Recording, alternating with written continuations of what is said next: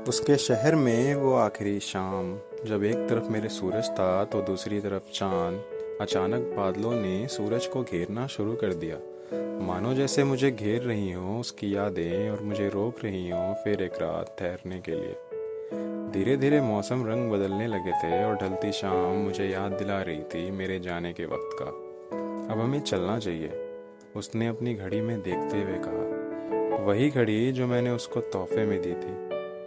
वो अपने दुपट्टे को साइड में बांध के स्कूटी पे बैठ गई, पर मैं आज स्कूटी पे उससे थोड़ी दूरी पे था, जितनी दूरी दो अनजान लोगों में होती है। हमने अभी आधा रास्ता तय भी नहीं किया था कि एक बारिश की बूंद मेरे चेहरे पर चांटे की तरह पड़ी, जैसे वो उसकी आंखों से निकला आंसू हो जो हवा के वेग से मेरे चेहरे तक आ गया।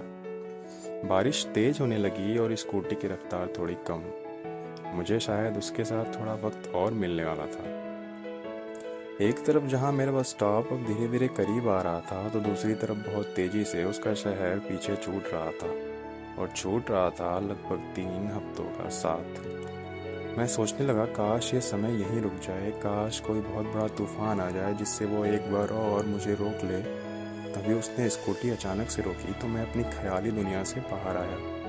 तो मैंने देखा कि हम बस स्टॉप पे पहुंच चुके थे। मेरी बस हमेशा की तरह 5 मिनट पहले ही आ गई। मैंने बहुत हिम्मत करके स्कूटी से उतर के उसकी तरफ देखा तो उसकी आंखें भीगी थी, बारिश से नहीं, उसके खुद के आंसू से जो उसके चेहरे पर बह के अपना निशान छोड़ गए थे। मैं अपनी उंगलियों से उसकी आंखें पोंछना चाहता था, तभी उसने अचानक से कहा, तुम्हारी बस।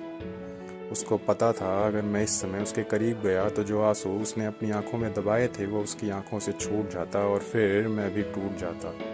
उसके बिना कुछ बोले अपनी स्कूटी स्टार्ट की और जाने लगी, और मैं एक टक अपनी नज़रों से उसका पीछा करता रहा बहुत दूर तक, सिर्फ इसी आस में कि शायद वो एक बार, सिर्फ एक बार मुड़कर देख ले।